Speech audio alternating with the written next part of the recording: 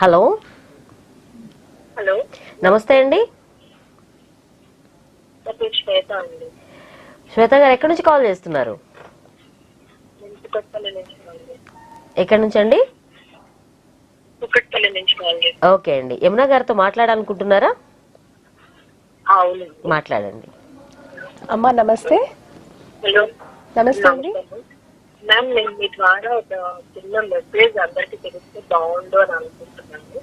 చెప్పండి. ఏంటి అంటే, వాల్యూమ్ పెట్టండి.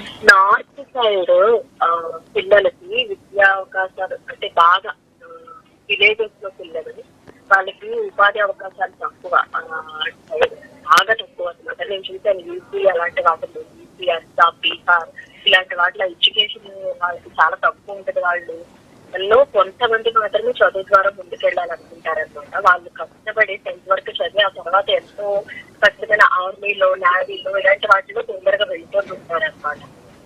వాళ్ళు ఆ పొజిషన్స్ వెళ్ళడానికి మంచి బాగా ఎక్కువ కష్టపడతారు. కానీ ఇక్కడ మనకు అన్ని సౌకర్యాలు ఉండి కూడా మన తెలుగు రాష్ట్రాలలో యువత చాలా వరకు గంజాయి, అట్లనే ఫారెన్ కల్చర్ ఇట్లాంటి పాశ్చాత్య కల్చర్ కి అలవాటు పడిపోయి ఉన్న వాటిని వినియోగించుకునే కూడా తప్పున పడుతున్నారు.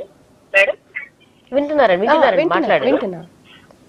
సో అలాంటి వాళ్ళకి మీరు ఒక మెసేజ్ ఇవ్వండి మేడం. అంటే మనం యువతకు మాక్సిమం ఇప్పుడు గాంజా అంటూ, పబ్ కల్చర్ అంటూ, అమ్మాయిలు నేర్పించడం, అమ్మాయిలు దాడించడం ఇట్లా వాళ్ళని డిబేట్ చేసుకుంటున్నారు. వాళ్ళ కెరీర్ వైపు వెళ్ళాలి అనే విధంగా మీరు ఏదైనా మెసేజ్ ఇస్తే బాగుంటుంది అనేది. తప్పకుండా. చాలా మంచి